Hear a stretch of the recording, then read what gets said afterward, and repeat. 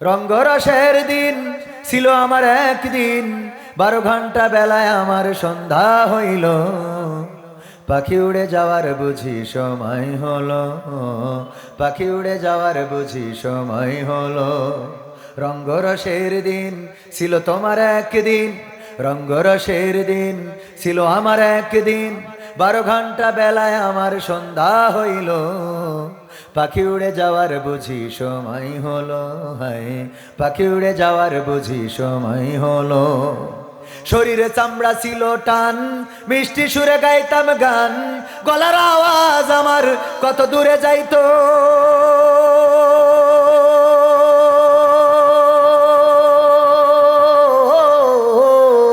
শরীরে চামড়া ছিল টান, মিষ্টি সুরে গাইতাম গান, গলার আওয়াজ আমার কত দূরে যাইতো।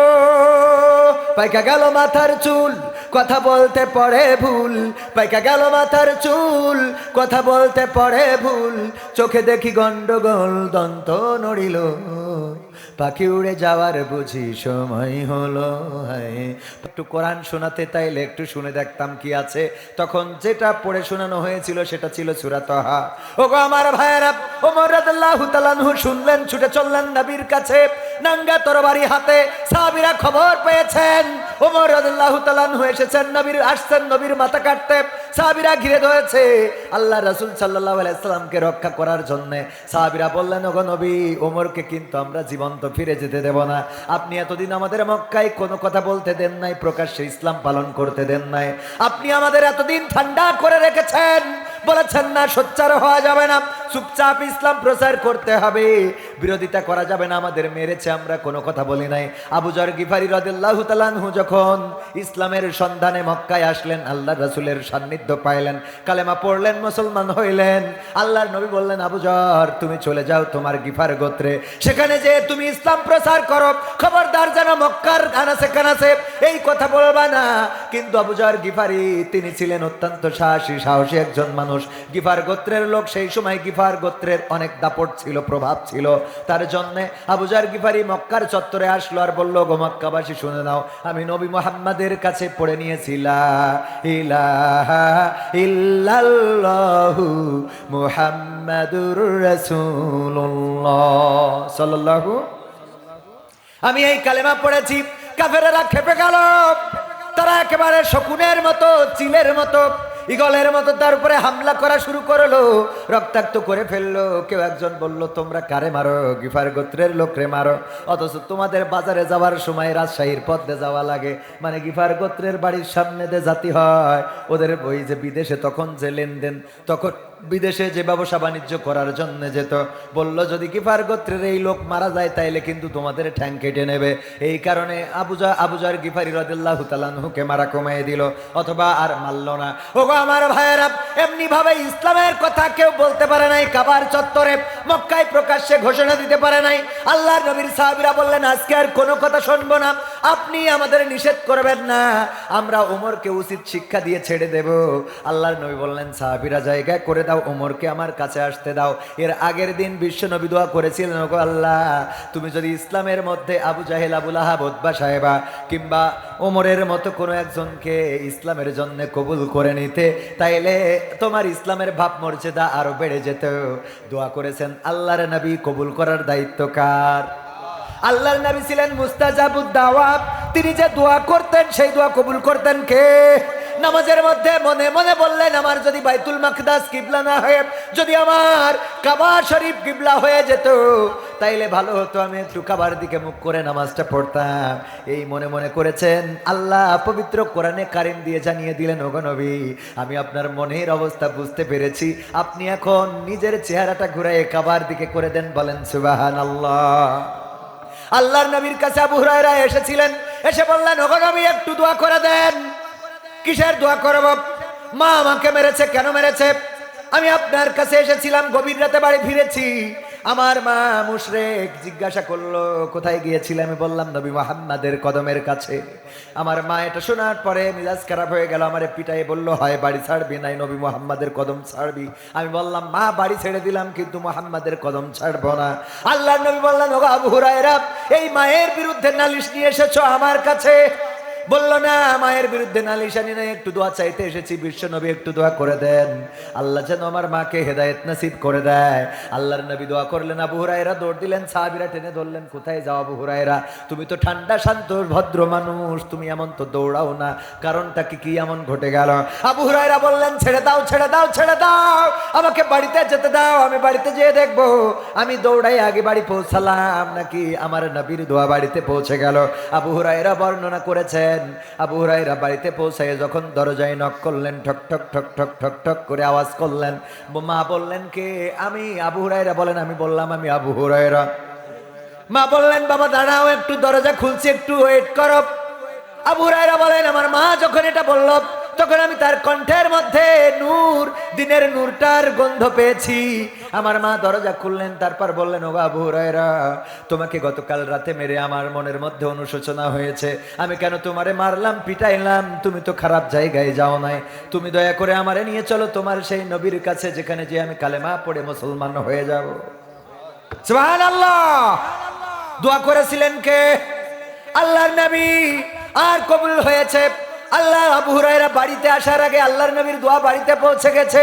ও আমার ভাইয়েরা, সেই নবী আগের রাতে দোয়া করেছিলেন ওমরের মতো, আবু বকরের মতো, ওমরের মতো, আবু জাহেলের মতো, উতবা সাইবা মুগিরার মতো, আবু লাহাবের মতো কোন একজনকে যদি ইসলামের জন্য কবুল করে দিতে ইসলামের মর্যাদা বেড়ে যেত। আল্লাহ রাব্বুল আলামিন দোয়া কবুল করেছেন, ওমরের মনের অবস্থার পরিবর্তন করে দিয়েছেন। ওমর যখন আসলো, রাস্তা করে দিল, আল্লাহর নবী দাঁড়ালেন, বাহুর মধ্যে হাত দিয়ে ঝাঁকা দিয়ে বললেন, ওগো ওমর, তোমার মনের অবস্থার পরিবর্তন কি এখনো আসে নাই? ওমর রাদিয়াল্লাহু তাআলা আনহু বললেন, ওগো নবী, আমি এই তরবারিটা আপনার কদমের কাছে সমর্পণ করে বলতে চাই, এতদিন পর্যন্ত এই তরবারি দিয়ে ইসলামের বিরুদ্ধে আমি এই তরবারি কাজে লাগাতে চেয়েছি, আজকে আপনার সামনে ঘোষণা করে দিচ্ছি, যদি আপনার বিরুদ্ধে কেউ দাঁড়ায় তাইলে ওমরের তরবারি তার ফায়সালা করে দেবে। সুবহানাল্লাহ। ওমরের তরবারি তার ফায়সালা করে দেবে। ওমর রাদিয়াল্লাহু তাআলা আনহু যেই সূরাটা শুনেছিলেন, ফাতেমা বিনতে খাত্তাব এবং তার স্বামী যেই সূরাটা পড়ছিলেন, সেটা ছিল সূরা তাহা। এই সূরা তাহার মধ্যে ফেরাউন এবং নমরুদের ঘটনাগুলো বেশ, ফেরাউন এবং মুসা আলাইহিস সালামের ঘটনা বেশি বর্ণনা করা। তার মধ্যে যে আয়াতটা আমরা পড়ি কবরের কাছে, যে মিনহা খলাকনাকুম ওয়া ফিহা নুঈদুকুম ওয়া মিনহা নুখরিজুকুম তারাতান উখরা, আমরা বলি, ওগো আল্লাহর বান্দা, তোমাকে এই মাটি থেকে সৃষ্টি করা হয়েছে, আবার একদিন এই মাটিতে ঢুকানো হবে, আবার একদিন এই মাটি থেকে জীবন্ত করে উঠানো হবে, তোমাকে আল্লাহর সামনে দাঁড়ানোই লাগবে, আল্লাহর সামনে তোমাকে উপস্থিত করানো হবে। এই কথাগুলো বলি আমরা মরা লাশের কাছে। বলেন দেখি, যদি কেউ অ্যাক্সিডেন্ট করে ট্রেন রোডের পরে পা দিয়ে টানটাই নিয়ে বসে থাকে, আর ট্রেন যদি চলে যায়, তাইলে দুইটা পা কি আর এক জায়গায় থাকবে? ভাগ হয়ে যাবে না যাবে না? ভাগ হয়ে গেল, দুইটা পা কাটা। রাজশাহী হাসপাতালে 250 বেড বা 500 বেডে রয়েছে। এখন যদি কেউ যেয়ে বলে, ও আল্লাহর বান্দা, তুমি কি ট্রেন সম্বন্ধে জানো না? ট্রেন হলো এমন ঝকঝক ঝকঝক করতে করতে আসে, তার টায়ারটা হলো লোহার, চাকাটা হলো লোহার, আর নিচেই থাকে লোহার পাত। সেই পাতের পরে যদি কেউ রাখে হাত কিংবা পা, অমনি কেটে দ্বিখণ্ডিত হয়ে যাবে। এই কথা যদি পাঁচ আর কেটে দুভাগ হয়ে গেছে, ওরে যদি বলে, ওর মিজাজ খারাপ হবে না ভালো হবে? কথা কয় না। কারণ কি?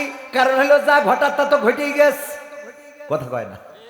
যা ঘটার তা তো তার জীবনে ঘটেই গেছে, ওর বইলেও কি আর না বইলেও কি। মোটর সাইকেলে গিয়ার দেয় আমার যুবকেরা, আছে না নাই? দিতে দিতে কারেন্টের খুঁটিতে মেরে দিয়েছে। একজন পাতালে আর একজন হাসপাতালে, একজন পাতালে আর একজন হাসপাতালে। যে হাসপাতালে তারে বলতেছে, মোটরসাইকেল এত জোরে গিয়ার দিতে হয় না, রাস্তা ভালো না, রাস্তার পাশে কারেন্টের খুঁটি থাকে, ওইটাই লাগলে একটা পাতালে আর একটা হাসপাতালে যাওয়া লাগে। ও বলতেছে, এই কথা আমার শোনাচ্ছেন কেউ? তো আমি প্র্যাকটিক্যালে আমি নিজেই তো ট্রেনিং করি, তারপরে নাইছি। কথা কয় না। মিজাজ খারাপ হবে না ভালো হবে? ওই লোকটা বলবে, আমারে সতর্ক করে লাভ নাই, তোমার ভাতিজারে থামাও, কারণ তোমার ভাতিজা ওই যে ঈদের দিন সেও গিয়ার মারে রে। আজকালকের ছেলেরা বই নিয়ে আর বসে না, ও বাবা গুগলে সার্চ করিয়া পড়ি। ওরে কালের মেয়েরা কোরআন হাদিস ধরে না, এখনকার মা বোনেরা কোরআন হাদিস পড়ে না, ও আল্লাহ টিকটকে ভিডিও ওরা করে। কথা কয় না, আছে না নাই? টিকটকে ভিডিও করে এমন মা বোন আছে না নাই? আজকালকের ছেলেরা বই নিয়ে আর বসে না, গুগলে সার্চ করিয়া পড়ি। আগের সময় প্রেম করিলে আমার হুজুর বলতো পাইছো কি, এখন বলে শখ করিয়া বাবু তুমি খাইছো কি? বাবু তুমি কি খেয়েছ? না, ও খাই না, ফিডার খাবে। আছে না নাই? বুড়ো ধাড়ি হয়ে গেছে, ওরে ডাকে বাবু তুমি আসো বাবু, আমার বুড়ো ধাড়ি বাবু। আগের সময় প্রেম করিলে মুরব্বীরা বলতো পাইছো কি, এখন বলে শখ করিয়া বাবু তুমি খাইছো কি? লজ্জা শরম নাই, আইলাম কোন জামানাই, লজ্জা শরম নাই, আইলাম কোন জামানাই, ভবিষ্যৎ দেখি অন্ধকারে। আজকালকের ছেলেরা বই নিয়ে আর বসে না, ও বাবা মোবাইলে সার্চ করিয়া পড়ি। নতুন করে হয়েছে চালু এখন আবার কোন ট্রেন্ড, পরিচয় করাই দেখি এই আমার গার্লফ্রেন্ড। আছে না নাই? রাজশাহী আমবাগানে দেখা পুরাতন বন্ধু দেখলাম, আমার একজনের হাত বগল দাবাই নিয়ে গল্প করতেছে, তুমি আমার পরানো পাখি রে। বললাম দোস্ত বিয়ে করলি কবে? কইলি না তো। ভাবি কেমন আছেন? সালাম আলাইকুম, মানে ওকে সালাম তো এই। ভাবি কেমন আছেন? কারে না কি এর ভাবি, কেন বিয়ে করিনি? তুই বিয়ে করিস নাই তাহলে বগলের তলে ওর হাত কেন? কে এইডা? পরিচয় করাই দিলে এই আমার গার্লফ্রেন্ড। আছে না নাই? নতুন করে হয়েছে চালু এখন আবার কোন ট্রেন্ড, পরিচয় করাই দেখি এই আমার বয়ফ্রেন্ড। মেয়েরাও ওরা পিছাই নেই। আম্মা তোমাকে বলেছিলাম না আমার বয়ফ্রেন্ডের সাথে কথা বলিয়ে দেব, এই যে নিয়ে এসেছি। এই আম্মাকে সালাম দাও। আম্মা, মা কয় এ দেখি তো মনে হচ্ছে 5 ওয়াক্ত গাঞ্জা টানে। আম্মা হ্যাঁ টানে আম্মা, ও গাঞ্জা না টানলে স্প্রিং এ জোর পায় না। ঠিক না বেটে? আর যত গাঞ্জাখোর, ফ্যান্সিখোর, ডায়ালখোর, ইয়াবাখোর, এদের যত যত সুন্দরী মেয়ে আছে ওদের পিছনে ঘোরে। ঠিক না বেটে? আর ভালো ভালো ছেলেগুলো বিয়ে করবে, মেয়ে খুঁজে পায় না, সব বাইনাদের গেছে ইয়াবাওয়ালারা। এরপরে বিয়ের পরে যখন দেখে ওরে আল্লাহ কি নিয়ে আইছি, মাসের পরে মাস চলে যায়, হক আদায় করতে পারে না, তখন এবার হুজুরির কাছে ফোন দেয়, হুজুর গো কোন মান্দলি করলি ছেলে পিলে হবে? এই কথা কয় না হুজুর, কোন তাবিজ আছে কইলে ছেলে পিলে, ছেলে পিলে বোঝেন তো, মানে বাচ্চা।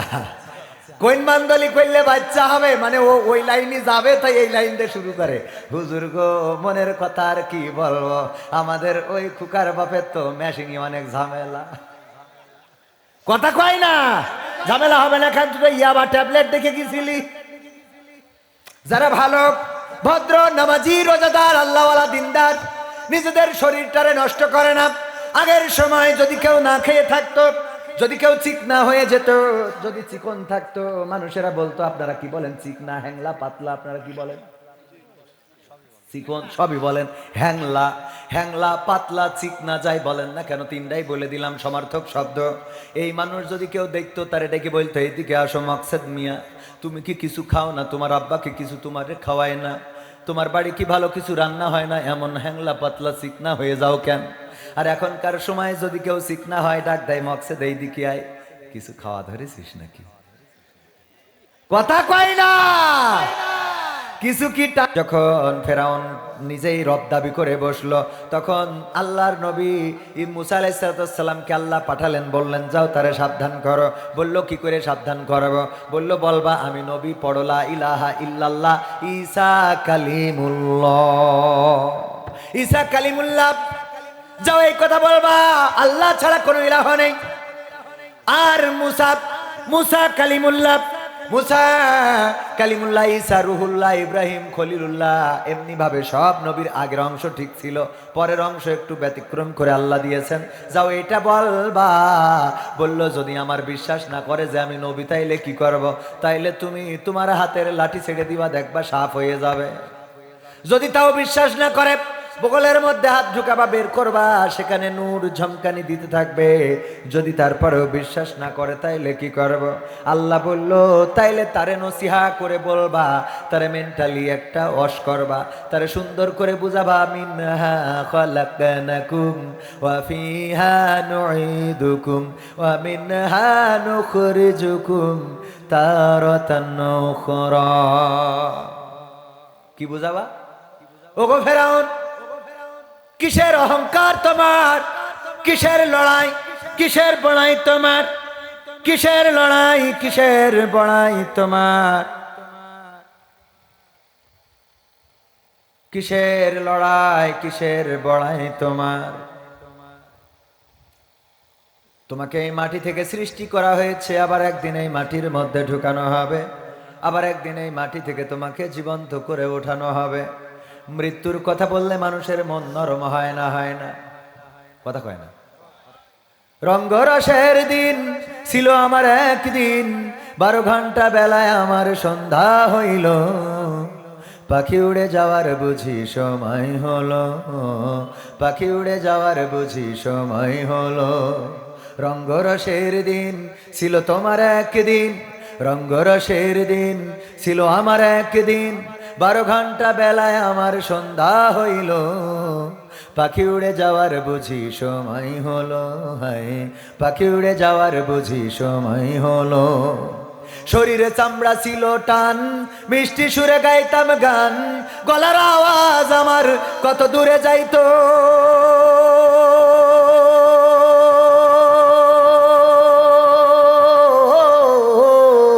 শরীরে চামড়া ছিল টান, মিষ্টি সুরে গাইতাম গান, গলার আওয়াজ আমার কত দূরে যাইতো।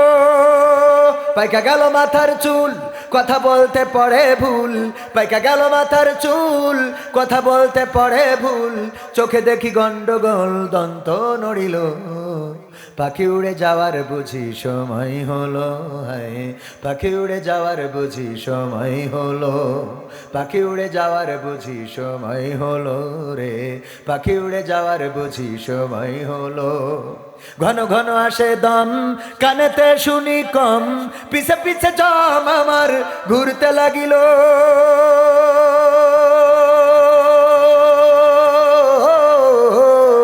ঘন ঘন আসে দম, কানেতে শুনি কম, পিছে পিছে জম আমার ঘুরতে লাগিল।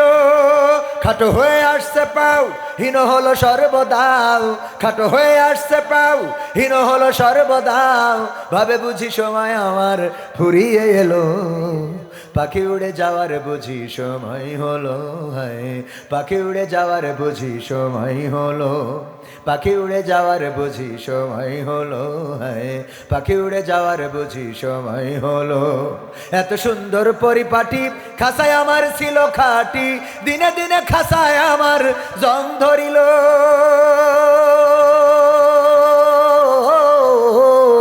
এত সুন্দর পরিপাটি, খাসায় আমার ছিল খাটি, দিনে দিনে খাসায় আমার জং ধরিল। পুরাতন খাসাতে পাখি করে শুধু ডাকা ডাকি, পুরাতন খাসাতে পাখি করে শুধু ডাকা ডাকি, একদিন আমায় দিয়া ফাঁকি উড়িয়া যাইব, পাখি উড়ে যাওয়ার বুঝি সময় হলো। হায়, পাখি উড়ে যাওয়ার বুঝি সময় হলো, পাখি উড়ে যাওয়ার বুঝি সময় হলো রে, পাখি উড়ে যাওয়ার বুঝি সময় হলো। রঙ্গরসের দিন ছিল তোমার একদিন, রঙ্গরসের দিন ছিল তোমার একদিন, 12 ঘন্টা বেলা তোমার সন্ধ্যা হইল, পাখি উড়ে যাওয়ার বুঝি সময় হলো। হায়, পাখি উড়ে যাওয়ার বুঝি সময় হলো, পাখি উড়ে যাওয়ার বুঝি সময় হলো রে, পাখি উড়ে যাওয়ার বুঝি সময় হলো। পাখি উড়ার সময় হয়েছে না হয় নাই? এই সময়টা কি জানি আমি? আর কবে মারা যাবো? আজকে বাড়ি ফিরে যেতে পারবো নিশ্চয়তা কি আছে?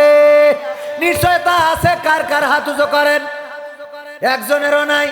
সুতরাং মারা যেহেতু যেতে হবে, কবর দেশের বাসিন্দা হতে হবে, এই দুনিয়া ছাড়া লাগবে।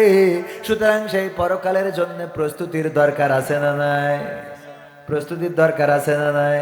আল্লাহ বললেন, ইয়া আইয়ুহাল্লাযীনা আমানু হাল আদুল্লুকুম আলা তিজারা তুমজিকুম মিন আযাবিন আলীম। ওগো ঈমানদারেরা, আমি কি তোমাদের এমন একটা ব্যবসার কথা বলে দেব যেই ব্যবসা করলে কঠিন জাহান্নামের আযাব থেকে বেঁচে যাবে, তার মানে জান্নাত পাবে। কি পাবে? জাহান্নাম থেকে বেঁচে যাওয়া মানে জান্নাত পাওয়া। আল্লাহ বলল সেই ব্যবসাটা হলো তুমিনুনা বিল্লাহ, ঈমান আনতে হবে কার পরে? ওয়া রাসূলিহি, আর কার পরে? ওয়া তুজাহিদুনা ফি সাবিলিল্লাহ, জিহাদ করতে হবে কার রাস্তায়? আল্লাহর রাস্তায়। কি দিয়ে? বিআমওয়ালিকুম ওয়া আনফুসিকুম, মাল দিয়ে এবং জান দিয়ে। আমাদের এই জিহাদ করার দরকার আছে না নাই? আমরা জিহাদ করে এই দেশ এনেছিলাম, 52তে ভাষা এনেছিলাম, 24-এ আমরা ফ্যাসিবাদ মুক্ত করেছিলাম। সুতরাং আগামীতে যদি ইসলামী আন্দোলনের নেতা কর্মীরা রাজপথে আল্লাহর জমিনে আল্লাহর কোরআন কায়েমের জন্য যদি ডাক দেয়, সেই ডাকে সাড়া দিয়ে বাগমারার রাজশাহীর রাজপথে নেমে বাতিলের বুলেটের সামনে যদি বক্ষ পেতে দিতে হয়, বুক পেতে দিয়ে রক্ত ঢেলে সেই রক্তের সাগরে সাঁতার কেটে কেটে একটি রক্তাক্ত বিপ্লবী কালেমার পতাকা বাংলার জমিনে উড়াতে রাজি কারা কারা দেখতে চায়?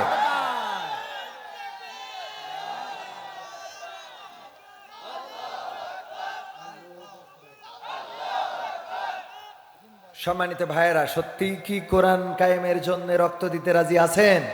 হাত উঁচু করেন তো কারা কারা। হ্যাঁ, শক্ত করে টান টেনে মুট করেন, মুট করেন, ছাড়েন, মুট করেন, ছাড়েন, মুট করেন, ছাড়েন। বাম হাত নামান, ডান হাতটা রাখেন, এই যে সোজা।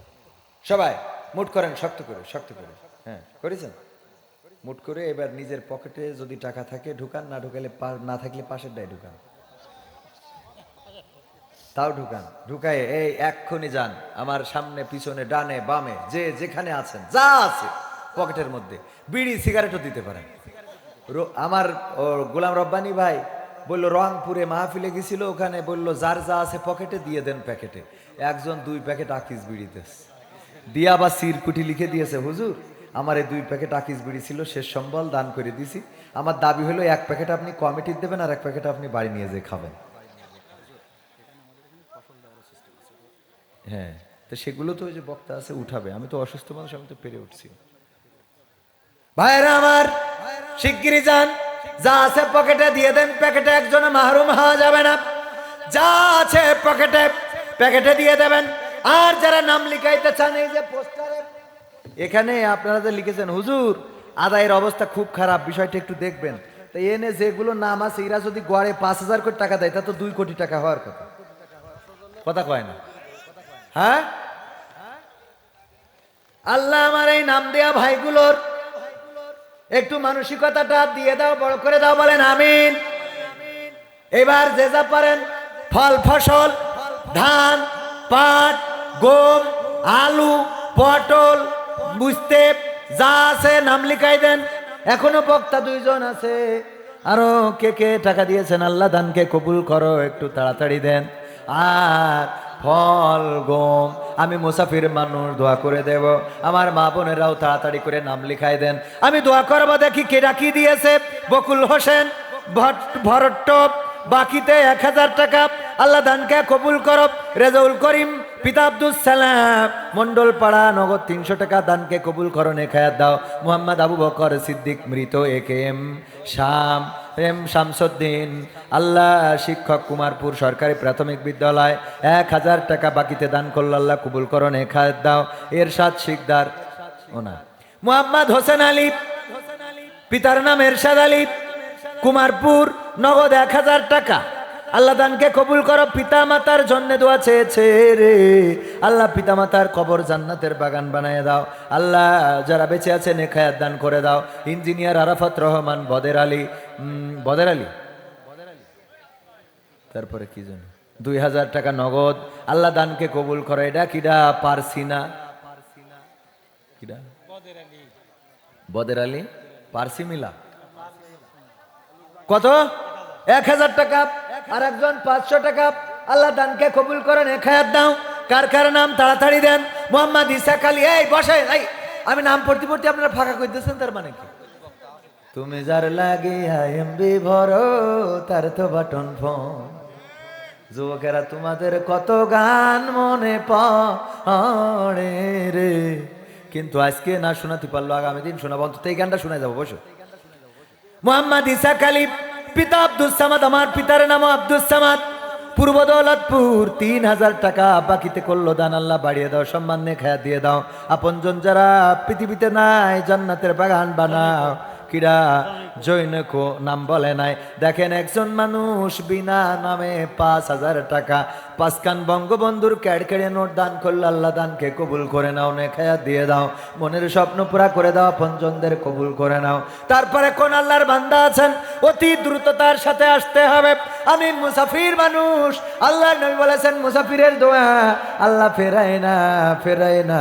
মোহাম্মদ ইসাক আলী, আব্দুস সামাদ, এটা তো বলেছি। আল্লাহ দানকে কবুল করো। ওগো আমার ভাইয়েরা, আমি ওই যে আয়াতটা নিয়ে আপনাদের একটু বুঝাতে চাইছিলাম যে কোথায় যে এই আয়াতটা পড়বেন, কোথায় পড়ার দরকার নেই, কিন্তু আপনারা করে দিলেন ফাঁকা। চাইলাম টাকা, এইটা তো হইল না। টাকায় আমায় মানুষ চিনাইছে, ওহরে টাকা, টাকায় আমায় মানুষ চিনাইছে। এই টাকার জন্যে কত ছেলে বিদেশ গিয়েছে, টাকার জন্যে কত ছেলে বিদেশ গিয়েছে। টাকায় আমায় মানুষ চিনাইছে, ওহরে টাকা, টাকায় আমায় মানুষ চিনাইছে। টাকার জন্যে বিদেশ গিয়ে কষ্ট করিলাম, কত জনের কত কথায় আমরা শুনিলাম। বাইরে আমরা শুনিলাম, টাকার জন্যে বিদেশে গিয়ে কষ্ট করিলাম। কত জনের কত কথায় আমরা শুনিলাম, বাইরে আমরা শুনিলাম। এই টাকার জন্যে সোনার দেহ, এই টাকার জন্যে সোনার দেহ নষ্ট হইতাছে। টাকায় আমায় মানুষ চিনাইছে, ওরে টাকা, টাকায় আমায় মানুষ চিনাইছে। ঠিক না বেটে? টাকায় মানুষ চিনিয়ে দেয়। হুজুর আসসালামু আলাইকুম। হুজুর বিয়ের বয়স হয়েছে, কিন্তু আমাদের চাকরি ছাড়া তো বিবাহ হচ্ছে না। উপায় কি? উপায় হলো চাকরি করতে হবে। চাকরি ছাড়া যদি বিয়ে না হয় তা তো উপায় তো বুঝাই গেছে যে চাকরি করতে হবে। ঠিক না বেটে? চাকরি ছাড়া যদি বিয়ে না হয়, চাকরি করা দরকার। আমরা মনে করি চাকরি, সরকারি চাকরি করতে হবে না। চাকরি লেদে যেয়ে ওয়েল্ডিং করা, এটাও চাকরি না? চাকরি না। যদি কারো ইজি ভ্যান বাইক নিয়ে চালায় বেড়ান, তাও চাকরি। কারোর যদি প্রাইভেট চালান, সেটাও চাকরি। চাকরির বাংলাদেশে অভাব, কথা কয় না। কিন্তু আমাদের স্বভাব হইলো আমরা সরকারি চাকরি ছাড়া করব না। কোম্পানি ভালো হতে হবে। কোম্পানি যদি বড় না হয় চাকরি করতে ইচ্ছা করে না। প্রাইভেট প্রতিষ্ঠান যদি ছোট হয় ভাল লাগে না। এই কারণে চাকরিও ওঠে না। অথচ যদি ফার্মেসিতে যেয়েও সময় কাটান, ফার্মেসিতে যেয়ে যদি 1 মাস সময় দেন, পরের মাসে দেখবেন অন্য ফার্মেসিতে আপনার কদর বেড়ে যাবে। কথা কয় না? চাকরি আছে না নাই? 1 মাস আপনি কোনো ওয়েল্ডিং এর দোকানে যেয়ে সময় দেন, কি করে ওয়েল্ডিং করতে হয়, কি করে জানলা দরজা বানাইতে হয়, এই সময় যদি দেন, অমনি দেখবেন আপনার কিন্তু কদর বেড়ে যাবে। 1 মাস 2 মাস পরে আপনার অন্যরা নিতে চাইবে। এরপরে আপনি নিজে একটা লেদ খুলবেন, নিজে একটা কারখানা করবেন, সেখানে আবার অন্যদেরকে চাকরি দিয়ে দেবেন। তখন আপনি হয়ে যাবেন বস। এরপরে যদি বিয়ে না হয় আমার কাছে আসবেন, আমি বুঝে দেবো। কথা কয় না? কিন্তু তুমি বিড়ি টেনে বেড়াবা বটতলায় আর ওই ইন্টারভিউ দিয়ে বেড়াবা, তোর ওই বিড়ি তো ঠোঁট দেখি তো তোর চাকরি হয় না। কথা কয় না? যখন ইন্টারভিউ নাই জিজ্ঞেস করে বাবা কত সালে ম্যাট্রিক, যেই ফাঁক করি বলে, মুখ দিয়ে বিড়ির গন্ধ বেরোয়, কয় বাবা আর বলা লাগবে না, যাও। তুমি বিড়ি টেনে বেড়াবা আর বিয়ে খুঁজে বেড়াবা। আগে নিজের ভালো করার দরকার আছে না নাই? যদি মোটে কোনো কাজ না থাকে ব্যাটারি চালিত ভ্যান চালাও, এরপরে যদি বিয়ে না হয় আমি বুঝে দেব।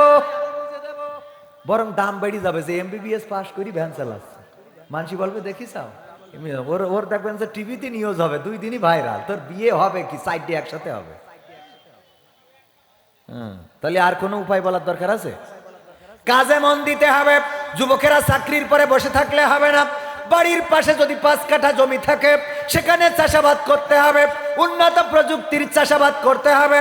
যদি একটা বাইক থাকে, মার্কেটিং এ ঘুরে বেড়ানো যায়, বিভিন্ন পণ্যের সেলস দেওয়া যায়, অথবা কোনো পণ্যের ডিলার নেওয়া যায়, ফার্মেসিতে থাকা যায়, কাজে কোনো লজ্জা নাই, ছোট কাজও বড় হয়ে যায়। আপনি আজকে যেখানে কাজ করবেন, কাল সেখানকার মালিক হয়ে যাবেন যদি আপনার নিয়ত থাকে সঠিক, লক্ষ্য যদি থাকে অটুট, স্বপ্ন যদি থাকে হৃদয়ে, পৌঁছে যাবেন কাঙ্ক্ষিত গন্তব্যে। বলেন ঠিক না বেঠিক? সুতরাং যাদের বিয়ে হচ্ছে না, কাজে মন দেন। তারপরে কিরা কি করে? দিলবার রহমান 2000-1000 টাকা আল্লাহ দানকে কবুল করো। তারপরে মোহাম্মদ বকুল মিরপুর 100 টাকা দিয়েছে, আল্লাহ কবুল করো। আমাদের ডাক্তার আব্দুল বারী, যিনি এই অঞ্চলের এমপি পদপ্রার্থী, বাংলাদেশ জামাত ইসলাম এশিয়া মহাদেশের অন্যতম প্রধান ইসলামী দল, সেই দলের যিনি এমপি পদপ্রার্থী, ভবানীগঞ্জ ক্লিনিকের সম্মানিত প্রোফাইটার 5000 টাকা করেছেন দান। আল্লাহ দানকে কবুল করে নাও, নেক হায়াত দিয়ে দাও, মনের স্বপ্ন পুরা করে দাও, আল্লাহ হাসপাতালে রুগী বাড়াই দাও। বলেন আমিন।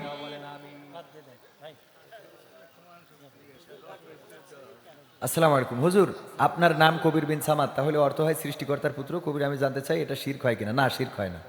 আমার মনে আছে শিরক হবে, আপনার মনে হলে আপনি মনে করে থাকেন, আপনার মতামত জানাবেন। আমার মতামত হইল, কারণ নাম যদি মুমিন হয় তো সে কি ইমানদার হয়ে যায়? ইমান আলী আছে, নামাজ পড়ে না, আছে না নাই? ইমানের আলী নামাজ পড়ে না, নাম হইলো ইসলাম। ওর যদি জিজ্ঞেস করেছি হুজুর ফরজ কয়টা, তা বলছে 3টে। কলাম কি কি? তা বলছে জহর, আসর আর মাগরিব। ওই ইসলামের তেজ মেরে থুই দিয়েছে না, কথা কয় না।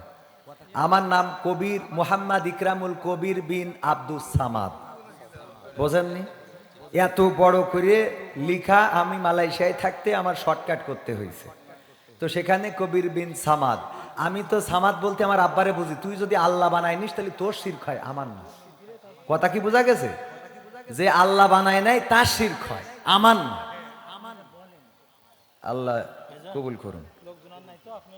মুসাম্মাদ আমেনা বিবি আহমদ আলী 200 টাকা আল্লাহ দানকে কবুল করে নে, খায়াত দাও, মনের স্বপ্ন পুরা করো, আপনজনদের কবুল করে দাও, কবুল করে নাও। ভাইরা আমার, আল্লাহ যদি বাঁচায় আগামীতে আবার কথা হবে, ভুল ত্রুটি আল্লাহ ক্ষমা করে দিন, মাফ করে দিন। আমি এতক্ষণ পর্যন্ত যে কথাগুলো বললাম, ভুল ত্রুটি, আমার অজ্ঞতা মূর্খতা, আল্লাহ যেন ক্ষমা করে। না না ভাইজান, সবাইকে আবারও দেখা হওয়ার প্রত্যাশা রেখে আগামীতে আসার নিয়ত করছি। আসসালামু আলাইকুম রহমতুল্লাহি ওয়া বারাকাতুহু।